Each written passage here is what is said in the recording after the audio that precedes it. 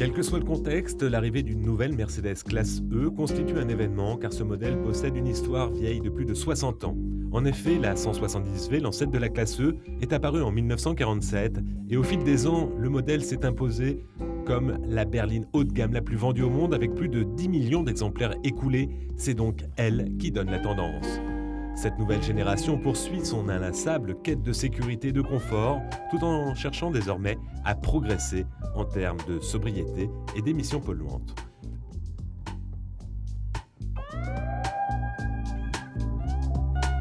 Bien entendu, la voiture reçoit une nouvelle robe, faite de lignes arrondies lacérées par des arêtes saillantes pour dynamiser l'ensemble, typique du design des nouvelles productions de la marque à l'étoile. L'affiliation avec la classe S est évidente, mais Mercedes ne se prive pas de reprendre les trouvailles de la concurrence, telles les LED inaugurées par Audi.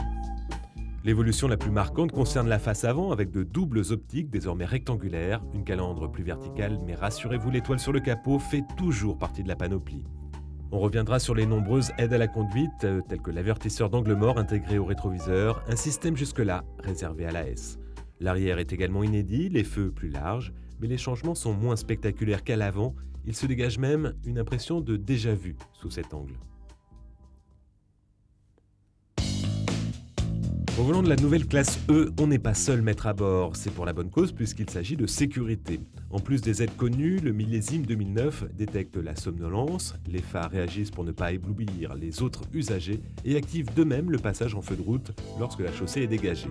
Avec les options, on entre carrément dans la science-fiction avec un avertisseur de franchissement de ligne blanche, un assistant de vision nocturne qui prévient de la présence de piétons, un piéton qui devient alors visible sur l'écran du GPS, sans oublier les systèmes radars qui peuvent aller jusqu'à déclencher un freinage d'urgence de manière autonome. Le tout dans un parfait confort avec une planche de bord fonctionnelle et bien finie qui n'a rien d'un cockpit d'avion. La plupart des commandes sont destinées au bien-être des occupants, c'est la voiture qui est censée s'adapter au conducteur et non l'inverse.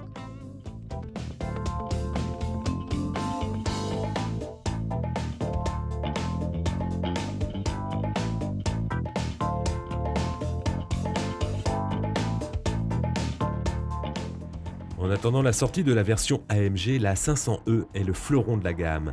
Son V8 développe toujours 388 chevaux, il consomme légèrement moins et permet d'atteindre 100 km/h en 5 secondes 3, une sacrée performance pour une berline de 1755 kg.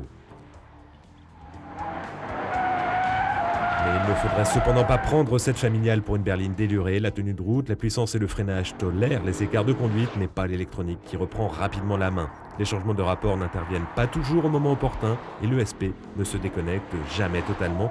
On ne peut que retarder le moment où il se met en action. Bien sûr, là n'est pas la vocation d'une classe E, mais avec elle, on entrevoit un futur dans lequel conduite et liberté ne riment plus ensemble, et en ce qui nous concerne, on le déplore.